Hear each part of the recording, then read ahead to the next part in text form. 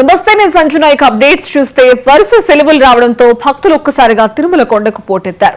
అలిపిరిలోని Bhudevi complex వద్దకు చేరుకున్న భక్తులు ఎస్ఎస్టీ టోకెన్ల కోసం ఎదురు చూస్తున్నారు. భక్తులు భారీగా చేరుకోవడంతో స్పందించిన అధికారులు రోజుకు 15,000 టోకెన్లు జారీ చేస్తున్నామని, అయితే రేపటి కోటా టికెట్లను పూర్తిగా పంపిణీ చేసినట్టు తెలిపారు. ఇక టికెట్ కౌంటర్లను మూసేశారు. అయితే ప్రతిరోజు ఇచ్చే సమయానికి కాకుండా అంతకు ముందే ఇవ్వడం ఏంటని భక్తులు ప్రశ్నిస్తున్నారు.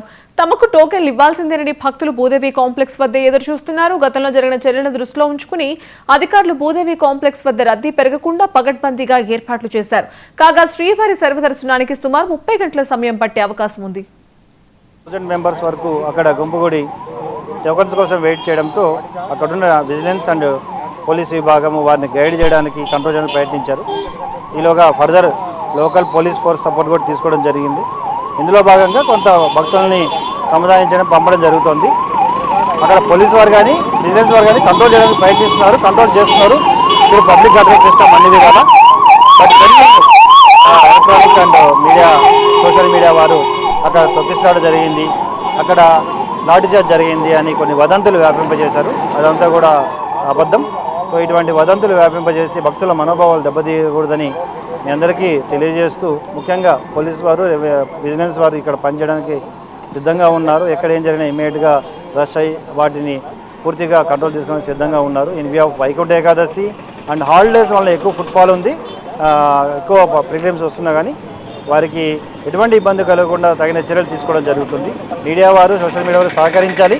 ఖచ్చితంగా we're ready to serve the public or pilgrims. But అట్లని చెప్పి అనవసరమైన విషయాల్ని, భక్తుల మనోభావాలు దెబ్బతీసే విధంగా వారాంతపు సెలవుల్లో భాగంగా అధిక సంఖ్యలో భక్తులు భూదేవి కాంప్లెక్స్లో ఉన్నటువంటి ఎస్ఎస్డి కౌంటర్ దగ్గరికి రావడం, అక్కడ ఉన్నటువంటి విజిలెన్స్ అండ్ సెక్యూరిటీ సిబ్బంది వాళ్ళందరికీ టికెట్స్, టోకెన్స్ దొరికే విధంగా బందోబస్తులన్నీ ఏర్పాటు చేసుకోవడం జరిగింది.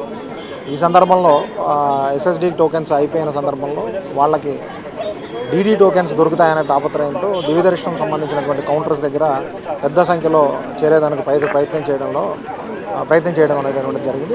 అక్కడే ఉన్నటువంటి విజిలెన్స్ అండ్ సెక్యూరిటీ సిబ్బంది, పోలీస్ సిబ్బంది కూడా ఇమీడియట్లీ తక్షణమే స్పందించి దానికి సంబంధించినటువంటి ప్రాపర్ బందోబస్తు కానీ చర్యలు కానీ తీసుకోవడం, పబ్లిక్ అందరికీ కూడా, పిల్గ్రిమ్స్ ఎవరైతే వచ్చినారో భక్తులందరికీ కూడా టికెట్ల యొక్క టోకెన్స్ యొక్క పరిస్థితిని వివరించి చెప్పడం జరిగింది. దానివలన పరిస్థితి అనేటువంటి దాన్ని నియంత్రించి ఏ రకమైనటువంటి ఇష్యూ లేకుండా చేయడం జరిగింది. దీనికి సంబంధించి కొన్ని